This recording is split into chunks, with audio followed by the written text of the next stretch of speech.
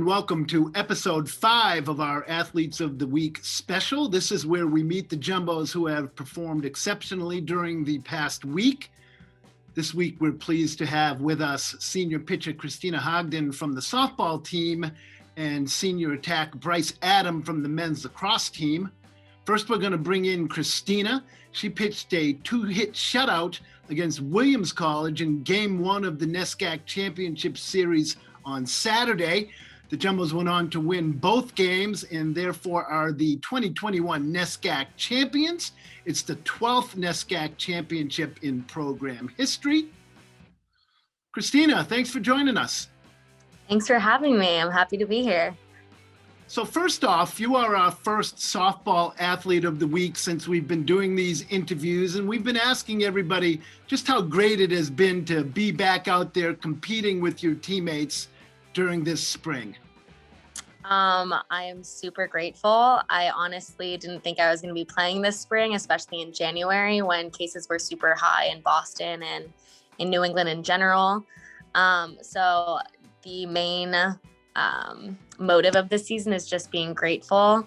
I love my team and I love this sport. So literally every game I go into, I kind of lead with gratitude.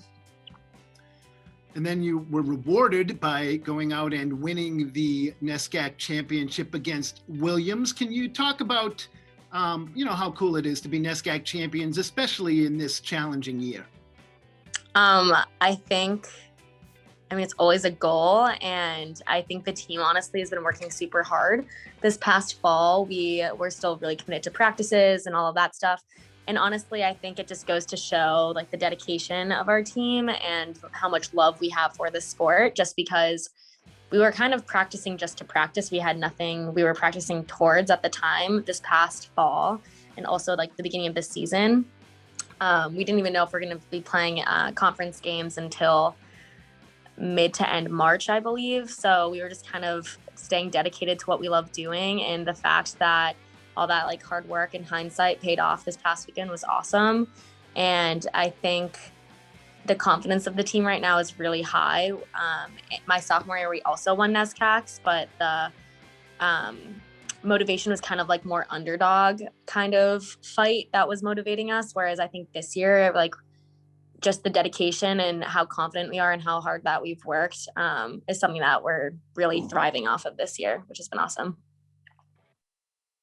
Now let's talk about you individually. Now you've always had success at Tufts in the pitching circle, but you have really been successful this year. And I'm curious what have been the keys to your performance, not only this year, but obviously in Game 1 down at Williams on Saturday. I think this year it's nice that I'm older and everything that we've been doing this year isn't something that's new for me. So kind of just having that like even mindset has been really helpful. And then actually like I think taking the year, I obviously really wish I had last season back, but taking the year off and kind of realizing like what you missed out on kind of fuels the fire of like wanting just to go out and do the best that you can that one last time.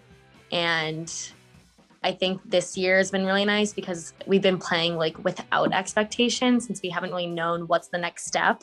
So just kind of playing just to play, I think has been the mindset. And it's been beneficial in the sense that I play really relaxed and I don't really feel like any stressors of like postseason or anything like that, since we never actually knew if it was coming. And it's kind of just been more of like, oh, we get to go to postseason now, or like, oh, we're like actually having a conference, like stuff like that. So I think it's been honestly helpful for like playing relaxed and just like trying your best. Yeah. And then lastly, lots of softball left as you guys earned the automatic NCAA berth, but curious if you could share what you're studying at Tufts and what your plans are for after graduation. I am studying biology and I have a minor in Spanish. I'm going to be working as an ophthalmologic tech at an ophthalmology clinic in Lawrence, Mass next year. And then I'm going to be starting PA school in May 2022 at Arcadia University, which is right outside of Philly. So a year off, and then I'll be going back to grad school. Great. Well, thank you very much for joining us, Kristina, and congratulations on you and the team's achievement. Thank you so much. Now we're going to bring in Bryce. He scored 7 goals with 2 assists in the NESCAC championship game at Williams College on Saturday night, an 18-11 jumbo victory. He had 4 goals in the third quarter as the offense put it together to pull away from the Eafs. Bryce, thanks for joining us. Thank you very much for having me. So, definitely a different game on Saturday night. Williams led 3-1 after 1 quarter. They led 6-4 at the half. It was a 9-9 game late in the third quarter until you guys pulled away. Can you kind of take us through the game and what you think were the keys to the jumbo victory? Yeah, I think we, obviously weren't used to this year playing in such a tight game, but, shots weren't falling in the first quarter. Their goalie had an unbelievable first half. But, just sticking to what we do best, playing our offense and just keep letting shots fly until they did fall. Eventually in the third quarter, we were able to kind of get some momentum going. And I think that helped us out big time, just, sticking to what we know and, keep the shots coming. So you've now been a part of 3 NESCAC championship teams at Tufts. The program has won 10 overall in the last 11 years. Can you talk about what it means to be a part of that legacy?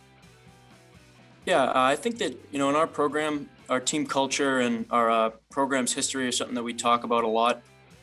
We, talk about a lot the guys who built this program up to what it was. And now as a senior, preparing to move on from the program, the thought of, being one of those guys and being a part of that group, those guys who did build this program up to what it was, that's something really special.